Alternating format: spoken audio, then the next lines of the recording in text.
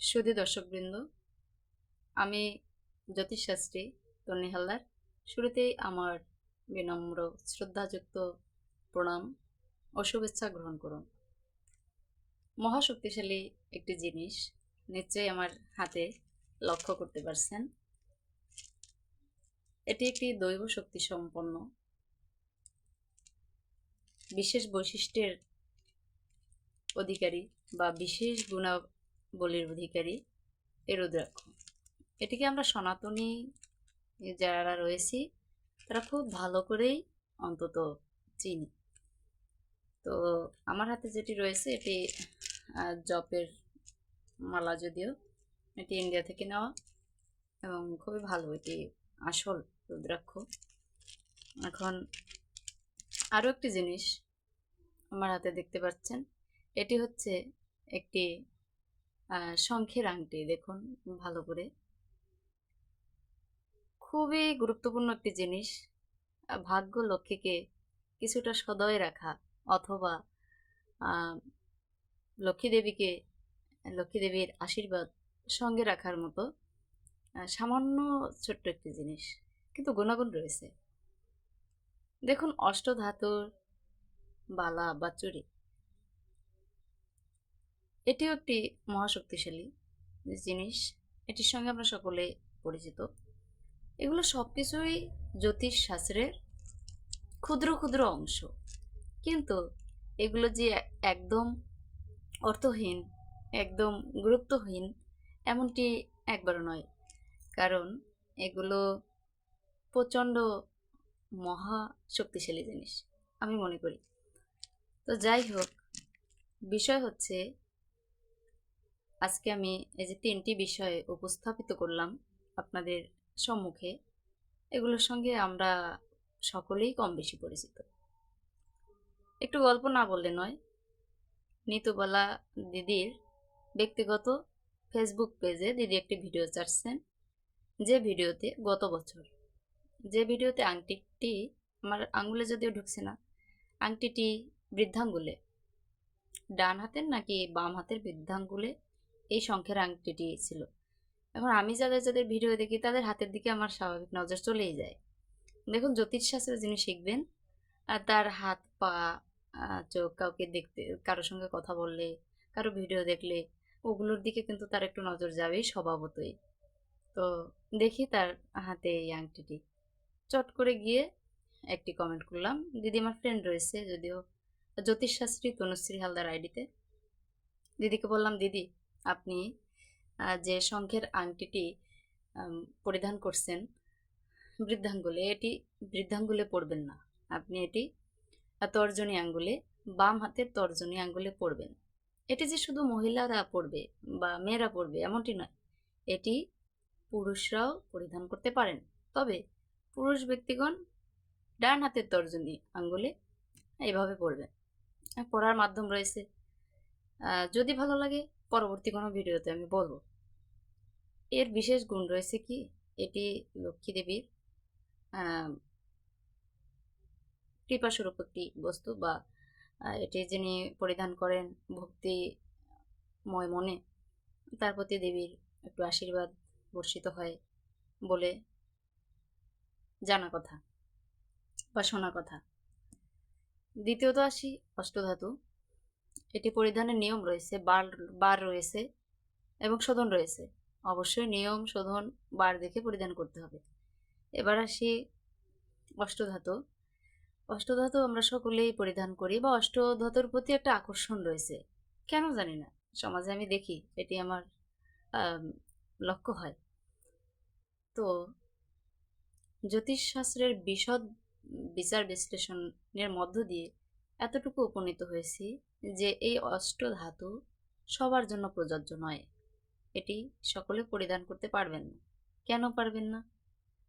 দেখুন, সবার জন্য যদি সব কিছু প্রযোজ্য হইতো, তাহলে যেমন হীরা, চুনি, পান্না, বিভিন্ন ধরনের জ্যোতিষশাস্ত্রে দামি মূল্যবান পাথরের পরিচয় আমরা পেয়ে থাকি, তাহলে আমরা হয়তো 10টি আঙ্গুলে 20টি পাথর দিয়ে ভরিয়ে রাখতাম, একদম ভাগ্যকে উঁচু করে দিতাম। নো, এটি কখনোই নয়। কার জন্য কোনটি প্রয়োজন, কোন পাথরটি প্রয়োজন, কার জন্য আহ, রুদ্রাক্ষের প্রয়োজন, কার জন্য অষ্টধাতুর প্রয়োজন, নাকি অন্য কোনো ধাতুর প্রয়োজন, লোহার প্রয়োজন নাকি তামার প্রয়োজন, এরকম একটি ব্যাপার রয়েছে, একটি ব্যাখ্যা রয়েছে। শুধু শুধু পড়ে না জেনে শুনে পড়েই বরং আরো নিজের ক্ষতি করবেন না। তবে সংক্ষিপ্ত শর্টকাট একটি বুদ্ধি রয়েছে।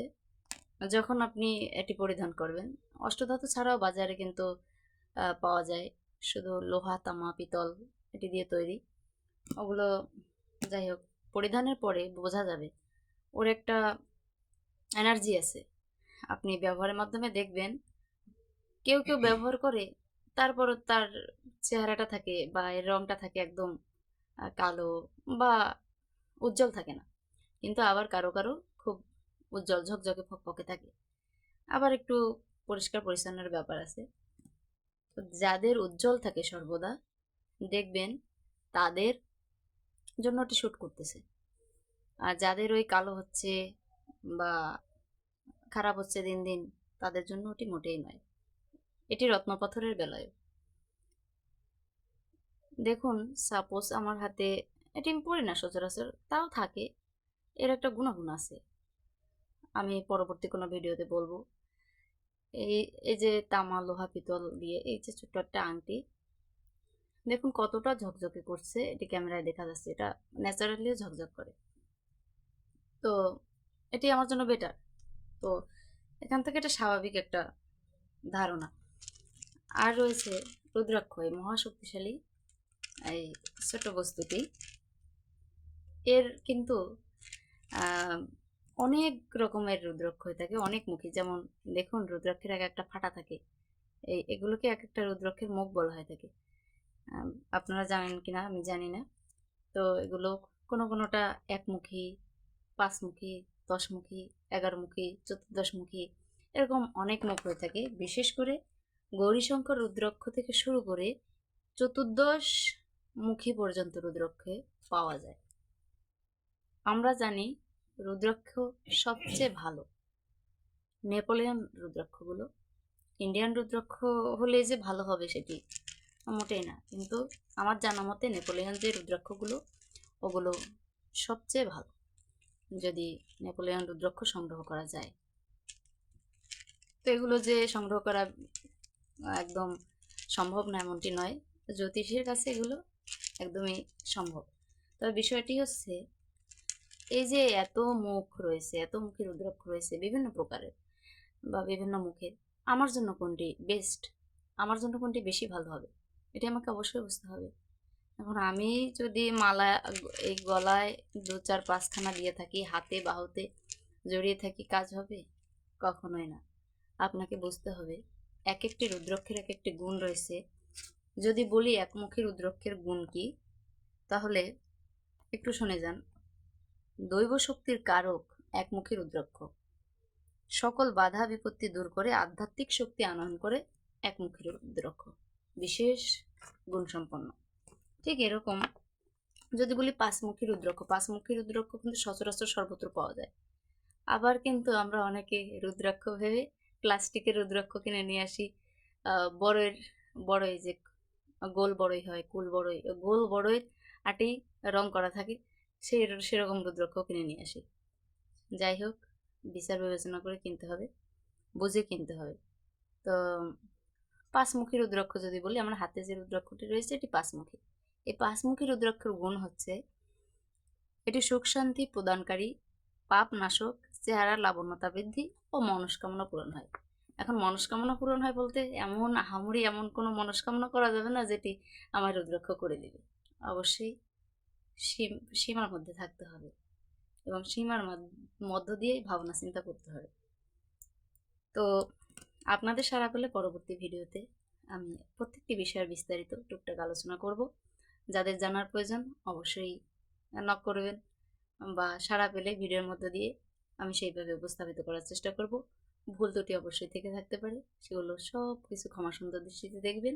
সকলে ভালো থাকুন, সুস্থ থাকুন, শুভরাত্রি।